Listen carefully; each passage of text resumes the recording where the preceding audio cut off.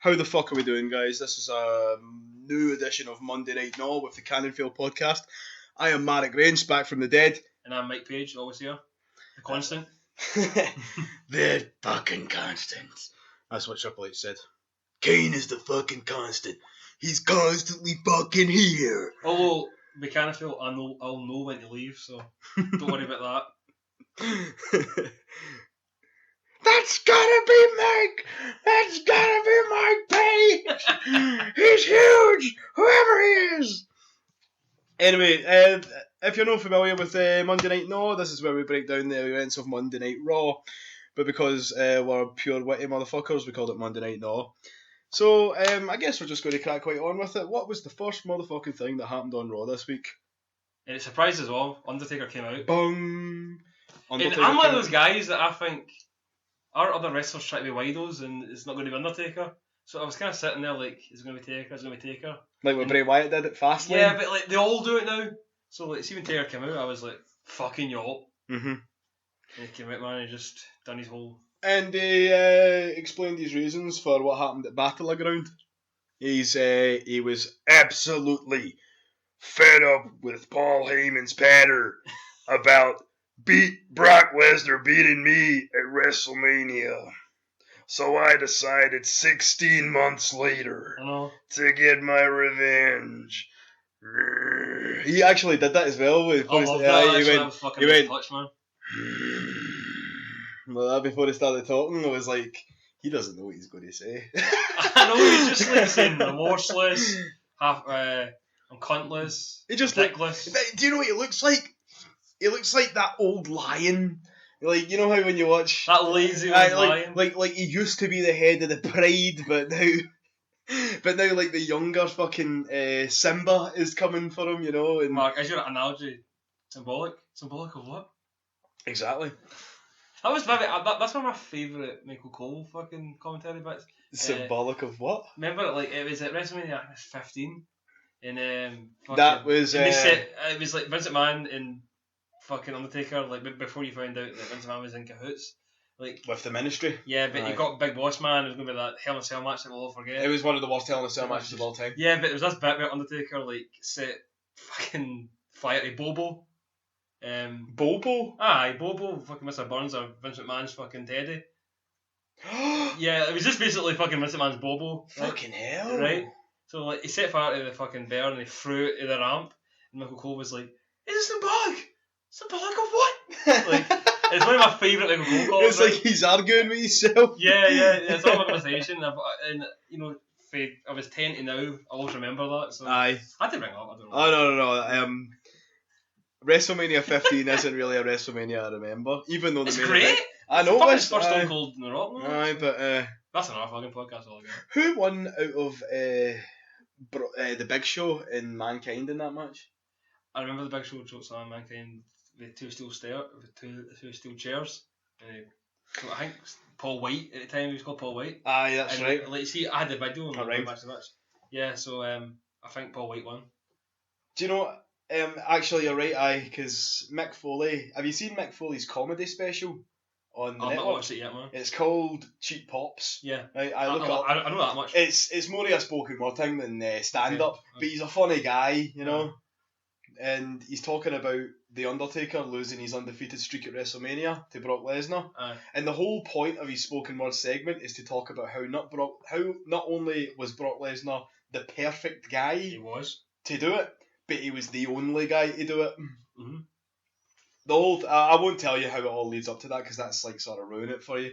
But he's talking about how the Undertaker winning 21 consecutive times in a row at WrestleMania and then losing once when it was 17 years in 1998 was the last time Mick Foley won at WrestleMania. You fucking dogs, man. And it wasn't even just him. He was tag team partners with fucking Terry Funk.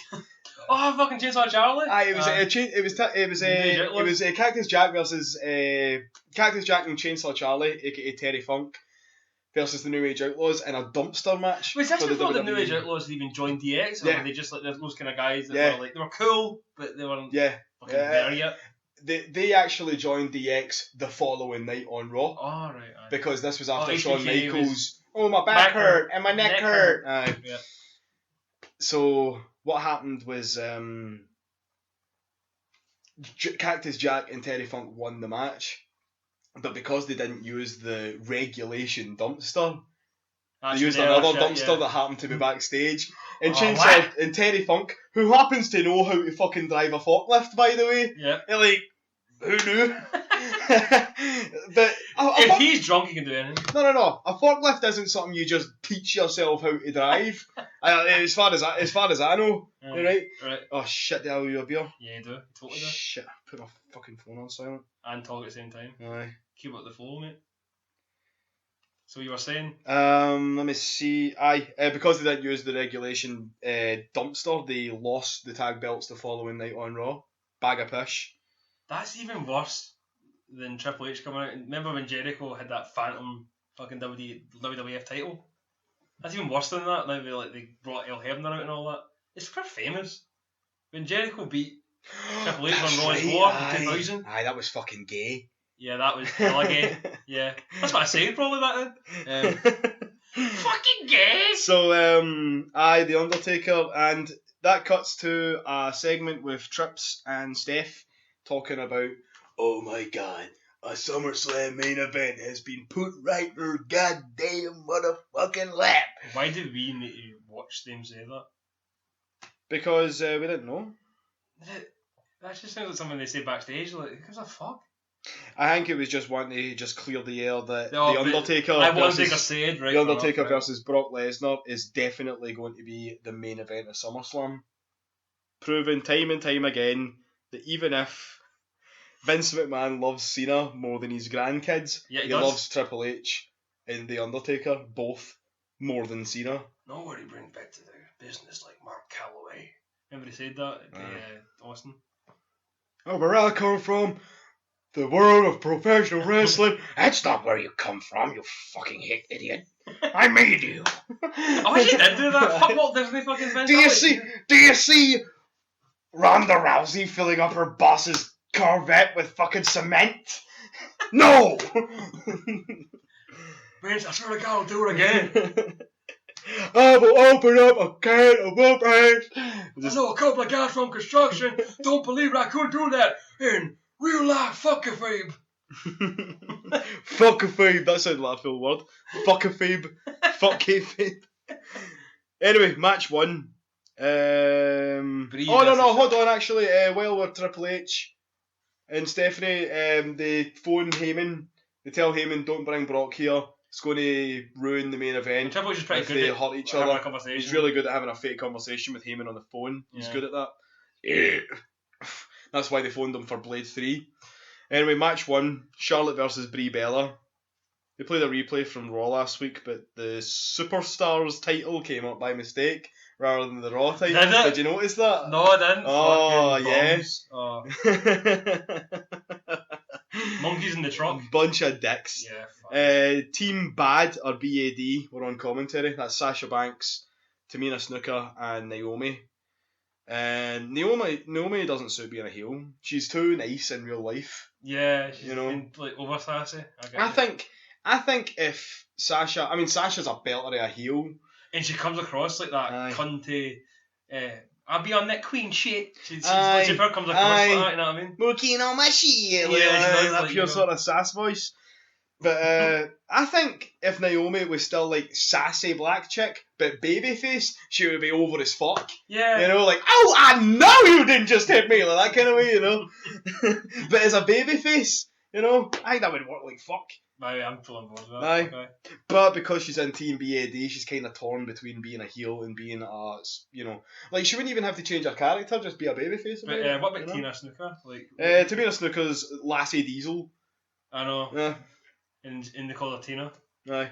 Oh, that's right. She was going to follow Jar Oh, that's right. And like I was saying on the Battleground podcast, all heel lassies, apart from Sasha Banks, that's in our bubble, are snide cunts. They just have to have a shitty comment about everything. And I fucking hate wrestlers going on commentary. Not just the divas, especially the divas, however, but fucking... CM Punk was the only guy I thought was amazing. But like he just clicked. I mean, like... But he's a he's Aye. a great talker. But he was a colour commentator as well, Yeah, like he Jerry was really Lawler good. or fucking Big He Jesse put them to Ventura or shame, something like that. Aye. especially in that era. He put them to fucking shame. Put him to shame, aye. I mean, like, he's not exactly Jess Ventura or Bobby Heenan, but he was probably better than Jerry the King Lawler. Remember when fucking Punk wore that like kind of cream suede jacket with a Charlie Manson t-shirt? No. He was wearing that on commentary for a while. That's brilliant. Yeah, Aye. I do miss him. I miss him as well, but I miss him, like, see, at this point in time, man, I miss him the same way I miss Edge, or Eddie Guerrero even. Yeah, I'm You know? totally the same way, mate. Aye. I get it. So who won? I can't remember. Hold on, I'm just doing something here. Naomi doesn't suit being heel, she should still be sassy. Oh yeah, sorry. I didn't even write down who won. I think Charlotte beat her again. Oh, Charlotte, it was from submission, Brie tapped out again, remember? Oh, the same way she won at Battleground? Yeah. Right, cool. Then it cuts again to Triple H on the phone to Heyman, talking about how he has to talk Brock Lesnar, and he actually tells him to grow a set. He goes, Paul Heyman, grow a set. grow a set of balls and tell your fucking beast Viking machine wrestler bastard of a client to not come to this fucking building.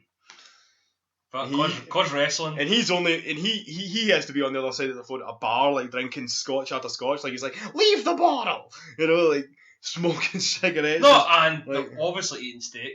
They're always fucking eating steak. He's got a half-eaten one next to him. It's gone cold. It's he's. Or it's like Tony Soprano. It's like I'll have steak and eggs. Aye, that looks nice. Aye.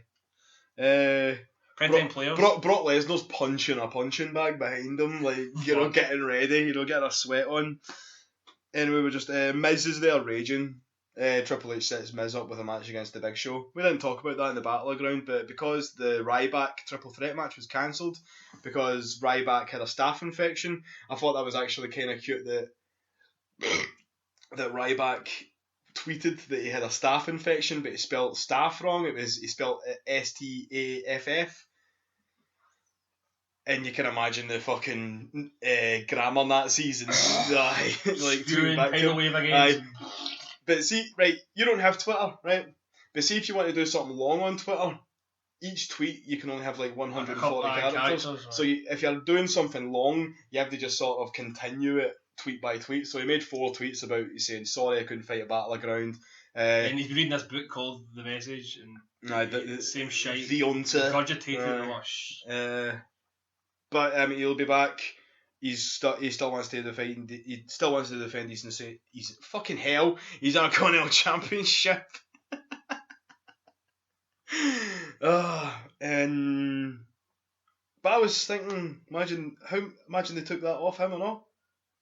They took the Intercontinental Championship off of Ryback. What, so Big Show could get it? No, just so they made it vacant again, like with Daniel Bryan, how Ryback ended up being the champ in the first place. You would hear a penny drop, like the crowd would go mild. They're not going to give it to Big Show, they'll just have some big elimination. Yeah, but I'm just saying, like, no one would give a fuck. They would have to give it to fucking Barrett again or something like that, somebody pish. He's easy. And I really like Barrett, but he's done. He's one of those guys, you give him the Intercontinental Championship because the Intercontinental Championship doesn't fucking matter anymore, and it infuriates me fucking admitting that. I miss the Intercontinental Championship being the king of the mid cards. Come for a generation, that was a big deal. Right. I mean, you wanted to grow up. I mean, even Chris Renfrew said that. Remember? That was his glass ceiling. That was what Billy Cook was. That's what every fucking wrestling fan, even my brother, even my wee brother, when we were talking about being wrestlers, it was like, I'm going to go into the fucking wrestling company and I'm going to win the Intercontinental Championship. I'm not going to win the World Championship right away. I'm not greedy. I'm quoting Billy Kirkwood here, but I'm not greedy. I'm not going to win the world title right away. I'll win the Intercontinental Championship and then I'll work my way up there. I'll be in the spotlight. I'll be the king of the mid cards. That's how Bret Hart got his way. How Owen Hart got his way. Chris Jericho, Triple H, Shawn Michaels, the fucking list goes on. The Intercontinental Championship hasn't done that since maybe fucking Randy Orton. Aye. You remember Orton going as big Randy Orton. Here's one. John Cena has never won the Intercontinental Championship. Well, he's got to get his mitts on it just so he can say that, I mean. But he probably won't. I know. Would it really fucking matter? It's got the same merit as the fucking European Championship had back in the day, at best. And plus, Cena having that is symbolic because was that the first one he won? Yeah. So, He won it at WrestleMania as well. That's the whole point of that story. He won it at WrestleMania as well. Yeah, so the whole point of the story now. Well, I thought that was kind of a nice turnaround. I thought maybe if he retired as US champion, it would be like a nice wee sort of like full circle, you know. Oh. If he retired as US champion at WrestleMania, you know, I mean, he's still got another fucking 10 years in the tank though. Yeah, he's going to be Ric Flair, he's going to be like Ric Flair. He's just going to get old. He's going to. But hopefully Crow Fate comes in. But no. Let's hope. No, I wouldn't wish that on anyone. Looks sick. Matadors versus the list women's favourite tag team part. PTP came out. I said part-time players again. Primetime players came out. They had basketballs. They had like 2 plates with like tinfoil because of the barbecue that day. Stop being racist. I know, but I just love Boys in the Hood that much. You know what I mean? It's not against African fucking Americans, but I just buy into that. African fucking Americans. Yeah, well, I'm not talking about fucking African French, am I? But I'm just saying that I just buy into that. Like that's my fantasy of it. Like I love to see young blacks getting money. Fucking Dre. Remember Crime Time? That's what I'm saying. Like, that was the furthest they went. That was the furthest they went with being a bit racist towards. Well, I mean, no, it wasn't because it was the Nation of Domination. Bunch of Malcolm X lookalikes fucking coming out. I wish they'd done that again, but nah, you couldn't get away with it. I think Mark Henry said in an interview quite recently about that. Like the Nation of Domination would it work, considering either the raising or the lowered tensions between black and white people. Like would it actually work in this day and age of the WWE? Like would it fuck? What because of white guilt or what? No, nothing to do with any of that. I'm just saying like would people get it? Probably not now because I mean, it has changed for the better, hasn't it? Aye. Like in America, I mean. I think the Nation of Domination was a fucking. It was of its time. Like, it worked then. It wouldn't now. That's my personal opinion. Like if they brought it back now, obviously the only fucking still working guy in the WWE that was a member of the Nation is Mark Henry. Yeah. Remember Kama Mustafa pushing Ahmed Johnson? I'm digressing. I'm digressing. It was the 1998 Royal Rumble. Was it 98 or 97? Excuse me. It was definitely 98. Because the Nation of Domination wasn't a full actual faction of wrestlers. It was just Farouk with a big entourage, and 2 guys that wrapped him in, and both of them were white. What the fuck? I bet Ahmed Johnson gets eliminated, and while he's heading back up the ramp to, just have an early shower. We are the Nation of Domination. Kama Mustafa comes out, who later on became the Godfather. Blah blah blah. And he just shoves Ahmed Johnson, and then after it, he just sort of keeps his distance. With holding his arm out, sort of. It's the definition of shiting out. Nah, he fucking had the balls to shove him, and then he just pure shat out. What if he actually does something back to me? But Ahmed was too fucking hard to do anything anyway. Just stared him into fucking being scared, and it lost him the Rumble. So, poor Karma. That's what he gets though. Well, anyway, New Day came out. It was the New Day interfered. They cost the prime time players the match. I can't really remember much, but. It gives me hope that, hopefully SummerSlam they'll do something with them. Aye. Miz versus the Big Show. Squash match. Yeah, that is word for word what I fucking wrote that as well. Yeah, there we go, that's it there. Yeah. Squash match. Fucking deadly elbow. Show cuts a promo about wanting the Intercontinental Championship. And they'll feed him the fist. And he mentioned something about being in Tough Enough. I don't watch Tough Enough. I'm not interested in Tough Enough. And Big Show said, that reality TV show? I'm going to put my fist up the Tough Enough people's ass. That's what he said. See if they all fucking lined up and took a fucking punch for him? No. That's something you'd watch. Like an actual one, though. Not an actual, probably... It sounds horrible. Do you think... I keep nearly saying Brock Lesnar anytime I say a word that starts with the letter B. You think if Big Show actually punched you, it would be up there with Tyson or Mayweather or something like that? I think I'd take up my whole face, and I've got a pretty long face. I don't know. No, because obviously he's getting better at it. Because I feel like he's got better at punching since that whole Floyd Mayweather thing. Aye, that's where it sort of came from, wasn't it? And I remember Nikki saying only the Big Show could have a finisher where he just punches you. Because You know? it's like a fucking honey roast ham or something. Did you ever say that? Aye, it's like getting hit with a fucking frozen bag of peas. Oh, Like, full force. it would be fun. Aye. Heyman showed up regardless. But he said Lesnar wasn't there, and he wants to send Lesnar's message. He wants to send Lesnar's rebuttal for Undertaker's challenge to a match at WrestleMania. Triple H and Steph are fucking raging. But one of the quotable things that he said, it was, you can say you're sort of devil, but your ass belongs to Brock Lesnar! It was fucking brilliant, by the way. Oh, we'll get to that anyway. Yeah. Heyman. Oh shit! I've lost my bit. I'm going off notes here, folk. Roundup. Oh, that's what it was. Triple H and Stephanie were like, Brock Lesnar's not far behind. And Stephanie was like, yeah, well, what are we gonna do, man? And Triple H's like, we're gonna have to get some security guards and some cops and everybody else. Steph goes, we're gonna have to get half the locker room as well, dude. So it sort of cuts to black, and then comes back for black, and Triple H and Stephanie are on like a podium, or like a just a platform or a stage or By the something. way, I could not take my fucking eyes off the back of Mark Henry.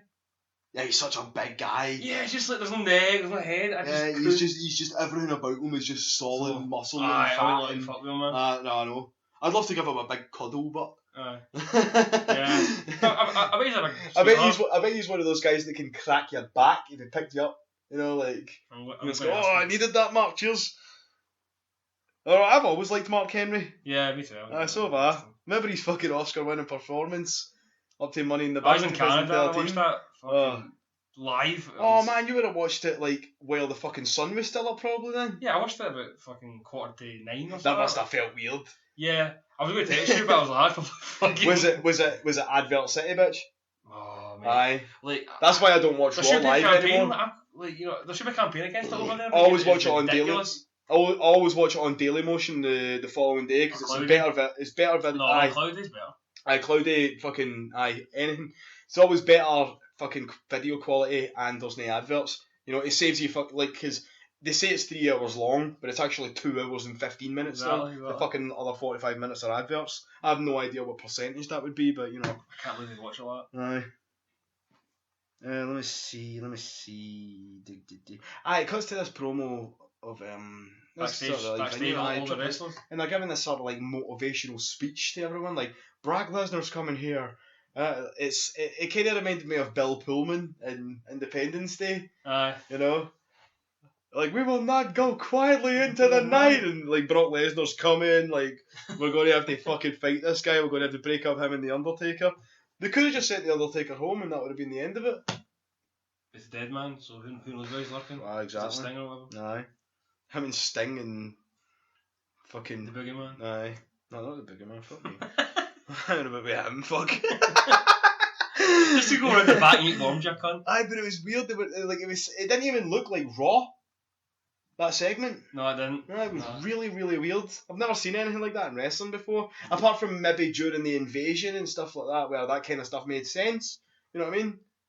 Yeah. Did Vince not get his father in at one point? Nah. His dad died before the first WrestleMania, did he not? Father, right? Fucking right. I'm wrong, right? But he got some old cunt and he wheeled him in and he did a speech. Who was that? Was it Freddie Blassie, maybe? Aye, it was some old. He's got that dead cool voice. Aye, it's probably him. Do you remember Unforgiven '98 when he's talking about the King of the Ring '98 as well? Like they always got those big opening promo things, those vignettes to open up the promo. Yeah, it was always him. May God have mercy on their soul. That was him. That was Freddie Blassie. Right, aye. fair enough. I was totally wrong about that. I remember I was watching. This was a couple of weeks ago. I was watching Vengeance 2001. The one where Chris Jericho won the Undisputed title. Yep. And it's got that. It starts off with a promo vignette, right? And it's showing you just clips of Kurt Angle, Stone Cold, The Rock, Chris Jericho. Like it's going to be 3 matches, 2 titles, 1 undisputed champion. And it's playing hundreds of these clips. It's a brilliant vignette. It's playing that tune that.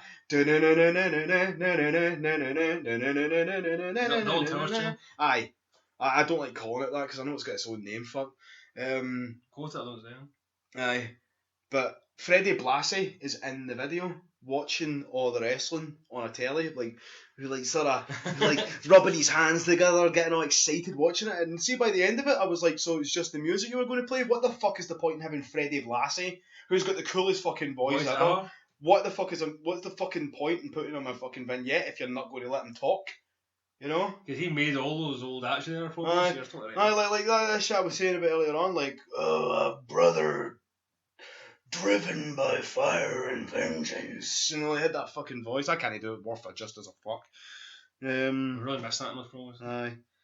Never get that anymore, man. Fucking miss the attitude. But I miss it the same way I miss looking forward to Satna coming and giving me a fucking bite. Time and a place, man. Exactly. Totally. Exactly. I wouldn't want it back because it was already perfect the first time. You know, and it was like it's all to do with current events and like the trends at the time. You know what I mean? I think what the WWE is doing would only suit this time, you know. Don't get me wrong, like what I would want is like I want edge of television, but in its own way, like if me and you were writers, we would make it edgier, but it would be current because I think you're just sick fucks in their own way. You know what I mean? Yeah. But like we don't like me and you wouldn't know how to write a fucking PG show. You can kind of tell that the WWE writers are trying to make it look more like a legit sport, but at the same time knowing that they're not kidding on that they're a legit sport. Yeah. You know. And I think Vince, he's got a lot of people in his ear now, hasn't he? Aye, he's got too many people. Anyway, it cuts to Heyman being in the ring. First thought, yes, Heyman's in the ring. Yep. Gives all the patter. Says that the Undertaker is larger than death. Loved that. What else? SummerSlam main event. Talks about how it's going to be the main event. Brock Lesnar versus The Undertaker. And we gave away it, so that was my fault. Heyman gets personal because The Undertaker got personal by costing Brock the title last night at Battleground. Yep. He says, "My client Brock Lesnar defeated you on your undefeated streak of WrestleMania 30. Boom. Undertaker. And without he always does the same shite bag response. He's juggled. He actually said that. I've got children. I know. I remember. Everyone runs out. Brock Lesnar's music hit. Fucking runs out. Everybody runs out and tries to bring them up. Undertaker's just pure joke, man. Undertaker gets a few digs in, but he's very slow. Fuck. I know. His face was redder than the devil's dick. Yeah. Aye. Fucking Lesnar was full of beans, man. Lesnar was fucking 10 out of 10. He's never fucking it. Well, that's the thing though. Like, you're going to like, I want Taker to win to get redemption, but there's no out and out bad guy here. Because, you know how you were saying like Brock Lesnar was the tweener. Aye. Before that, so it's like hard to hate him all of a sudden because if you look at the audience in Kansas City, there's a lot of fucking Suplex City fucking t-shirts there. No, aye. So like they're not going to. So like at SummerSlam, I don't think it's going to be like a heel babyface kind of thing. I think it might be a bit divided. Battleground, when Undertaker showed up, I was kind of thinking, is Undertaker going to be a heel in this? No, he'll never be like. Or is it just going to be kind of one of those Ultimate Warrior versus Hulk Hogan things, where you're just going to have to pick a babyface? Yeah, I think so, but it's harder than the WWE will probably try to make it. Like, we all love Taker, but we've been high on Brock for a year and a half, so. And the Suplex City bitch. Well, that was that's one of those brilliant organic things. It was like probably this is when it all catches on, but it's kind of like it's not a big deal. That was his face turn. Him going Suplex City bitch. Yeah, and like you and our mates watched it, and it was just kind of like an off the cuff thing. We're like, oh fuck, you hear that? It was just the camera being at the right place at the right time, caught him saying it, and it became a fucking meme overnight. And they're always the best catchphrases.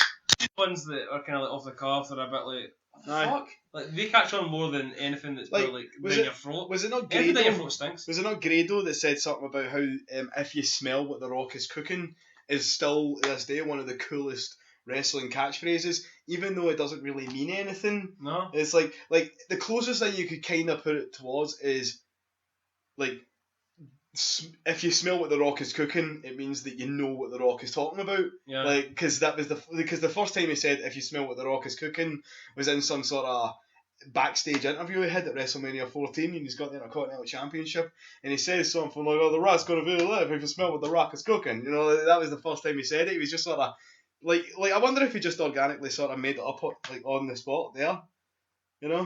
Oh, he did. But it's the fucking intro to his theme tune now. If you smell, exactly. everyone goes bananas for him. Shit, man. I get what he's saying. Aye. I smell what you're cooking, Rock. Yeah, but like, you know, it went all the way to backstage. It was fucking out of control. Yeah. It was the best way to fucking... Kayfabe news caught them fighting in an Applebee's. Yeah, man. They're probably fighting as we're doing this podcast, man. They're probably still there. Aye, they're probably fighting in some Hollywood Bowl or something like that. Fucking hardcore time limit shit, man. Just fucking... Saw this brilliant meme on Facebook. It was a picture of Caitlyn Jenner, and it said, "This isn't bravery." And under it was R-Truth, pure up with Brock Lesnar, like, "Calm down, Brock. This is bravery."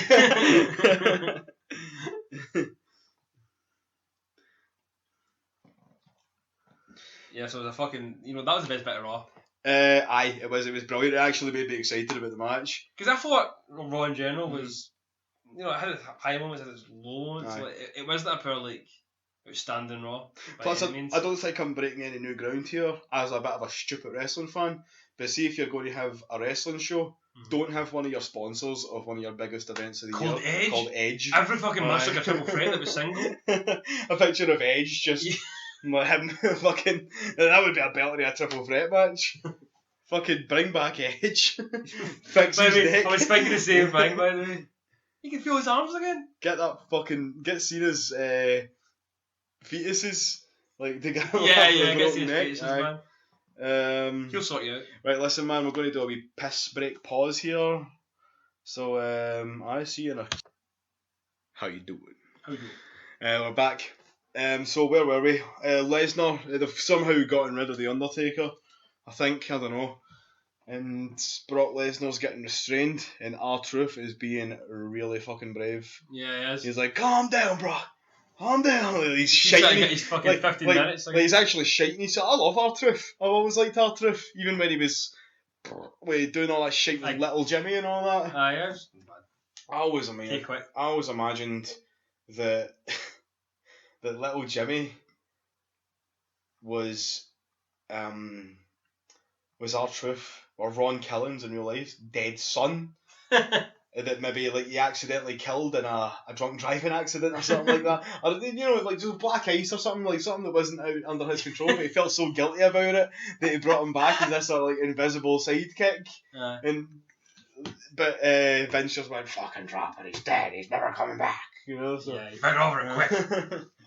I don't want any tears. But that was always my theory. None of that shit. That was always my theory on Little Jimmy. I saw fucking Lesnar, like, they got the paws in there. Aye, they put those mad things, I don't know what you call them. Don't touch me! Aye, but it wasn't handcuffs, it was those sort of like plastic binder things. I have no idea. With your beers, it's like... No. I think that. You know those things, you put it through, they're made of plastic, you put it through the hole, and then there's no way of breaking them apart from maybe like a pair of scissors or something. You know those things? Aye, we used to the long hand way, so... Aye. Yeah, people get what you mean. Aye. But they used them they didn't use handcuffs because he would have just went, you know, so they used these pure binding plastic things. No, it's all because he allowed it though. He wasn't fighting them, he just didn't want them to touch him. He was like, "Don't touch me, don't touch me." I was like, "Don't fucking touch him." Fuck that, man. Right, anyway, where were we? Moving on. Yeah, the best segment of Raw, but after that it was Roman Reigns and Luke Harper. That's right. They cut a promo before it though. I can't remember. No, but they cut a promo before it. I've totally skipped that. Well, Bray Wyatt cut a promo. Oh, hold on. Am I doing this right? No. That's what it was. Aye, you're right. I wrote something about Seth Rollins talking to Triple H, but we'll just skip that. Wyatt family are back together. Hopefully Eric comes back as well. Well, apparently they've been fucking doing the Dudley Death Drop on like house shows and that, so I think they're both heels. But I think they're going to introduce Eric Rowan, you know, methodically. Yeah, I miss Eric Rowan. They should bring him back. Yeah, but I think they are, but you know, they're just they're like each fucking family member at a time. Like, I think it's all to do with storytelling. That's actually a good idea. I like that. They've all came back to me. You know? I can't really remember much of Luke Harper versus Roman Reigns. He brought Dean Ambrose as backup. Yeah, and I texted you today. I was like, I think it would be good if Dean joined the Wyatt family. Like, do you know what I think they'll do? Would you not mind that? Like, you know, see if that happened. Would you be mad or would you care? I think it would be a bit pish because he's obviously not going to be there forever. You know. if they bring back Eric Rowan, or even like what we were talking about earlier on with Baron Corbin. Yeah, I prefer that. Like Aye. now you said that, I was like, I hope they go that way. But if they bring either Baron Corbin or Eric Rowan, so that there's 3 of them. Yeah, but see, there's not. Say they. This is just something that I'm. But they get more people joining that. No. Right. Say they fucking bring an onslaught of fucking constant beatdowns. The Wyatt family, every time Dean Ambrose, like Wyatt family, Sister Abigail, Dean Ambrose, Roman Reigns, they kind of get fucking word in edgewise, move wise, and they need a third guy to fight off the Wyatt family at SummerSlam. Can't fight them 2-on-3 or get battered. They need a third guy. Fucking Sting. That'd be great. Yeah.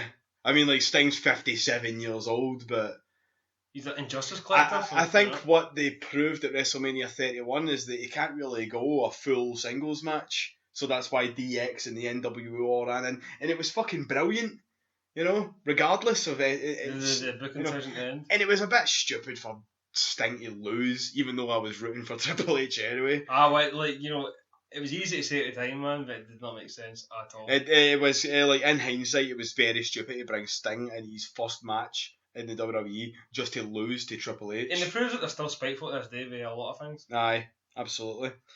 Anyway. So I like this thing. The Roman versus Luke Harper match, it turned into a big schmoz. Yeah. But it was fun to watch. Yeah, it was a fun match. No, it was fun, good match. Can't really complain about anything. Seth Rollins comes out and cuts a promo, but still being the champion. I thought it was alright, a bit long-winded. But how everybody was wrong.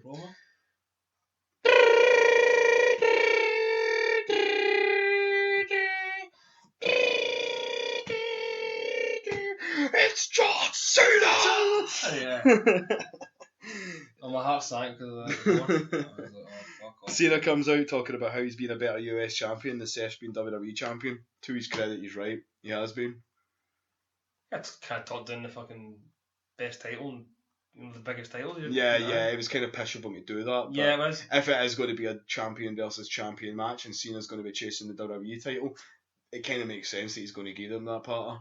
And Cena's, he's earned it that way. But, Aye. I just really don't want to win it. Aye. I get that Cena has, like, if you were a boss, you'd be like, well, he's worked his arse off, so he has to he's earned it. Mm-hmm. Cena has earned it. He actually has earned it this time. He's not just being given it because he's Cena. Yeah, because like CM Punk always said, like, you can't just walk in and say, oh, I'm getting the fucking number one contender spot. Aye. And CM Punk was right back then to call him out on that, because that's what you used to always fucking do. That's how CM Punk ended up losing the belt, because some fucking big name came in and decided they wanted to fight the champion. Yeah.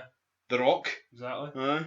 That's when I really turned against The Rock. I was just like, fuck you, mate. I turned against that fucking whole company around about that next 2 months. That WrestleMania stunk as well. I thought I was going to be full ICW, fuck the WWE after that. Aye. So, like, I still kind of am. Fucking podcast. I still kind of am. Eh?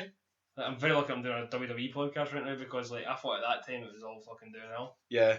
But do you know what? The WWE always bounce back. You know what? It's kind of shite just now, and SummerSlam isn't looking like it's going to be very good. Yeah, but this is just a shite spot right now. I'm really hoping that the Undertaker is able to tombstone Brock Lesnar.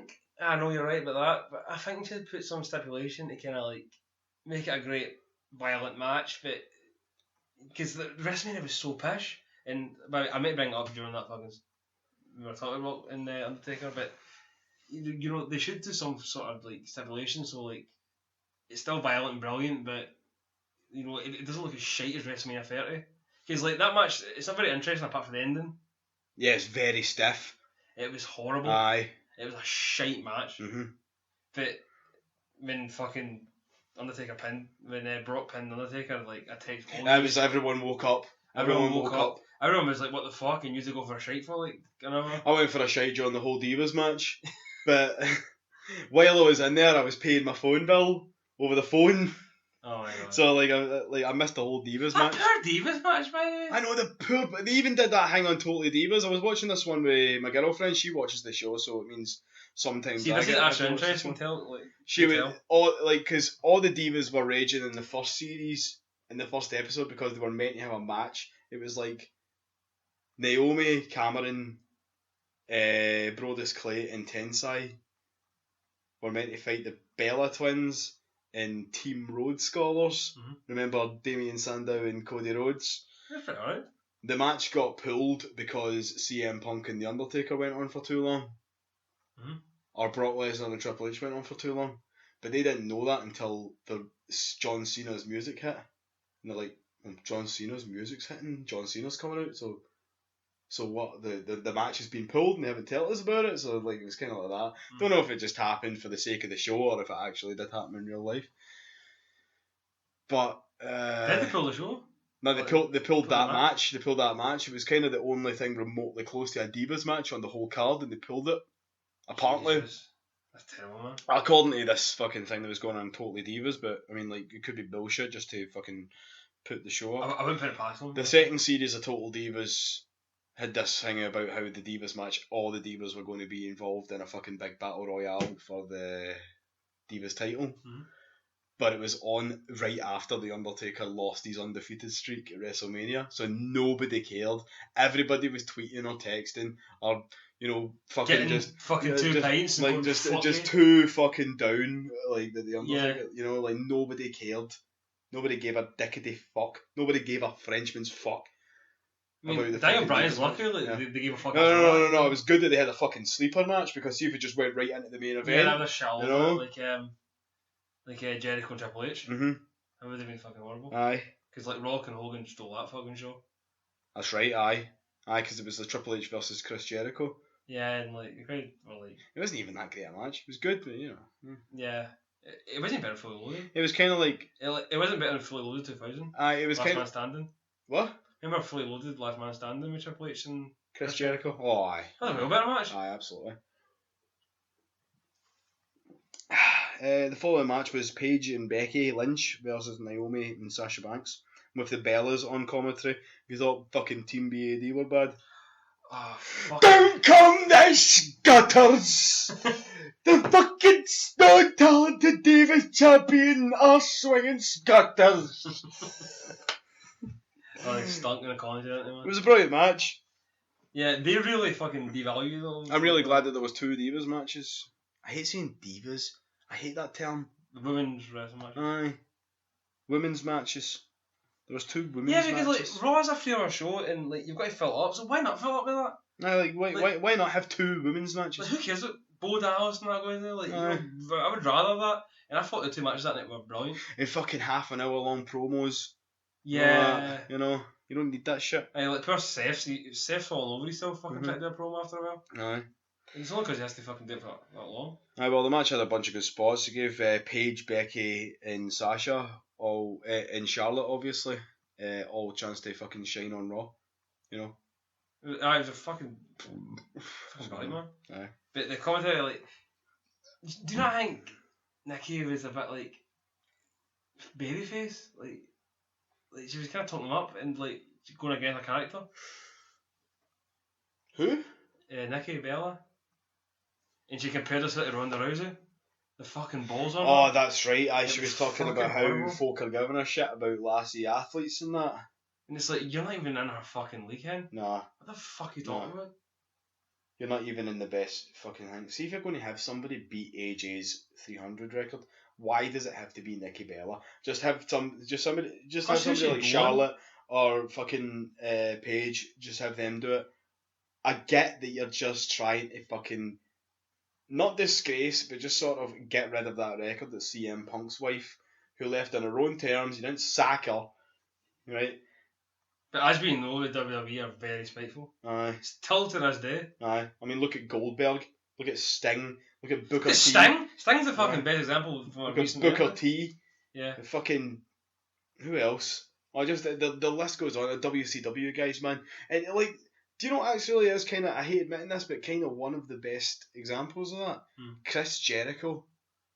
Chris Jericho is a fully pledged WWE all the way guy. Is that actually Most of his best stuff happened with the WWE. Yeah. But see, even though he is He one was of a smart guy that moved. he's one of those guys that Vince really likes, but there's something about him. It was kind of like that Daniel Bryan CM Punk thing as well. Well, if Even though Chris Jericho got to the big fucking main event picture, he was never really as successful as the really successful guys. He didn't draw a dime. Nah, That's exactly. That's what they all say. And Seth might get this. You know. And whether fucking we like it or not, for some reason, still to this day, John Cena is still the number one draw in the WWE. Well, like, I know they say, oh, he still does a lot of t-shirts and that, but it's to do with the actual people at the top not taking chances. Like, I know Cena's a safe fans and all that, but really, he's not going to be there forever. The guy's not immortal, or else I don't think. Let's hope not, fuck. So, like, what are they going to do? They have to start... That cunt could drop dead tomorrow, like anyone could. They have to start pampering somebody else. And...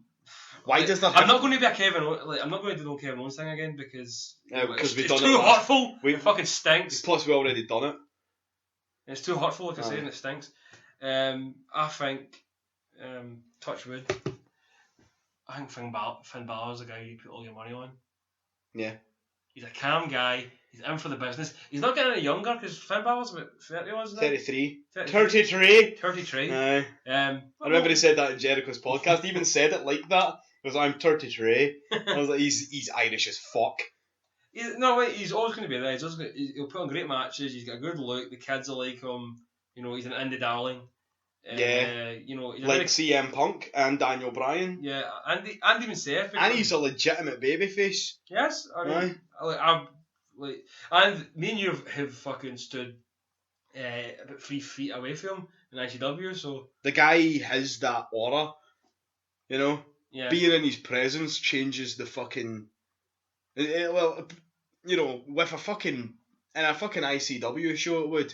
Like if Fergal Devitt's going to be there all painted up. Yeah, me and you are really biased about it in the best way because, you know, I wish it changes the climate of the ICW show, you know. Yeah, it really does, man. And, you know, I wish him all the best, and like I'm going to put all my fucking chips in the hat here and just say, like, I really hope he's the next fucking big thing. Either him or Sami Zayn. I think Sami Zayn.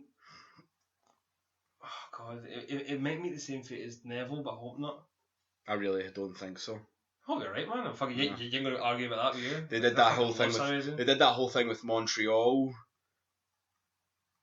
Where Bret Hart. You could possibly have that Daniel Bryan thing, where that's exactly. People like his face, but people like his face. Yeah, people like him. You know, he's a better actor than Daniel Bryan as well. I know.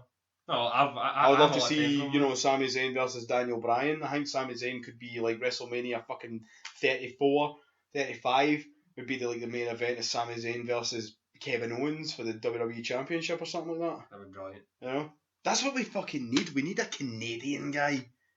Yeah, that's why I fuck with Kevin Owens, but maybe like the look wasn't like. Maybe Kevin Owens is too much of a heel. Yeah, and he was a t-shirt and like he's not. You know, like you know. The last guy that was a pure indie darling that was to change the fucking mindset, apart from Daniel Bryan, was obviously, I'm not bringing any crowd here, but CM Punk. Yeah. But he was kind of like the guy that, let me think.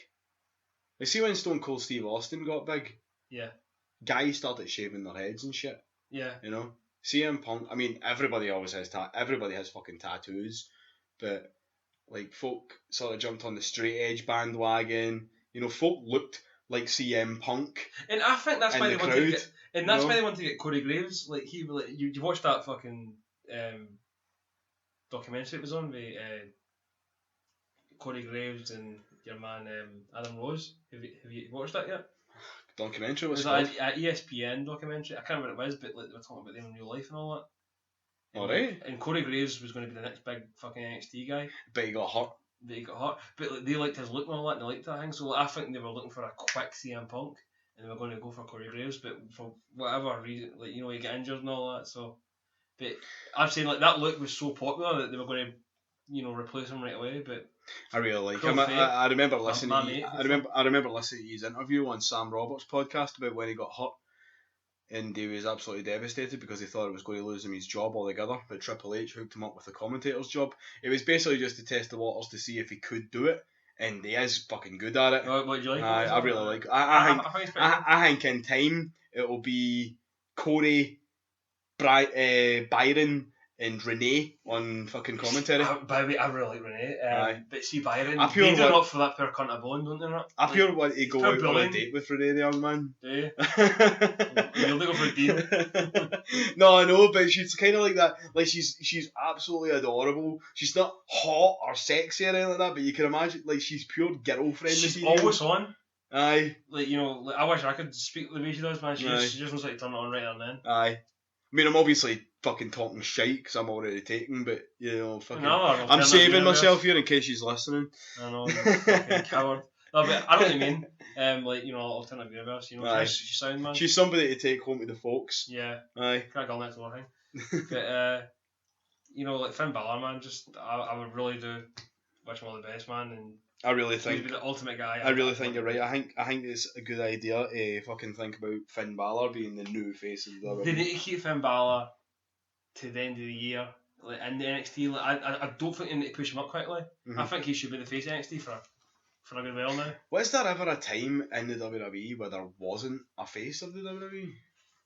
Like the way John Cena or Hulk Hogan or Stone Cold Steve Austin? You could arguably say that Stone Cold was the face, but there was so much talent to back up, even if he had to quit. And they don't really have that now because they really depend on Cena. Aye, they do. They're really sort of, and it's like you were saying, if Cena got hurt tomorrow, anyone could die tomorrow. And like, what are you going to do? I would be devastated. Would you? I wouldn't be pure devastated in that sort of way. I would just be sort of like, Jesus fucking Christ. He's a young guy dying. Aye, but I mean, that's how like, I feel. I wouldn't miss the character. I don't know. You wouldn't miss the character, but I mean, the guy died. Yeah. That's fucking sad. Yeah. But I would move on because like the whole because you hate him. Because I do hate him now. Oh fuck yeah, this is recorded. I don't give a fuck. Yeah, I do hate him now, but I hate his character. Yeah, but I would move on because wrestlers die every week, and John Cena's no different. It's not just his character that's dying; it's poor John. Yeah, but you know, wrestlers die every fucking month. Yeah, but it's still week. sad. It would be sad, aye. And that would be it. It's so cold. I know, man. Me and Joe. You're so damaged. Like, me and Joe, man. This is my other character. This is the first character of Canada. Me and Joe, man. Me and Joe do like my fucking feet die, man. You're not a wrestler. Come on, man. No. I just think, you know, good for young talent, I guess. You know, but if Cena dies? Yeah, like, you know, now that you're the optimistic guy, that would be my optimistic way. Like, oh, don't worry about Cena's dead, but, you know, wrestling would be better. You watch Raw, it's just a... Like you notice on Sky Sports 3, that Monday Night Raw, sorry. Yeah. Well, we got a fucking television deal, right? Monday Night Raw, 1 a.m. to 1:12 a.m. And it's just a fucking announcement from Vince saying, I regret to inform. He's got the tears coming, his eyes are all red. He's got that pink suit on, fuck. I know. And he's like, that our own John Cena has died. He was... There you go. He was cut down by an oncoming bus. He was out jogging, and I guess he just didn't look the other way. So this... Go. This marks down the end of the WWE. We just shot it down. Like, man's like, yeah, what? My childhood? Like, what, my childhood? Yeah. He's got down wrestling. Right, so. You know what? We're not going to get funny on that. That's pretty fucking brilliant. If John Cena dies, right, and Vince cancels the WWE, yeah, that'll be it. So, you know, you better hope he's alive because that's what Vince is going to do. Yeah. Yeah. I never looked at it that way. Thanks, Mark. Aye. Why you turn it off? I thought that was it. No, we've got Rusev. It turns out that Rusev is indeed fingering Summer.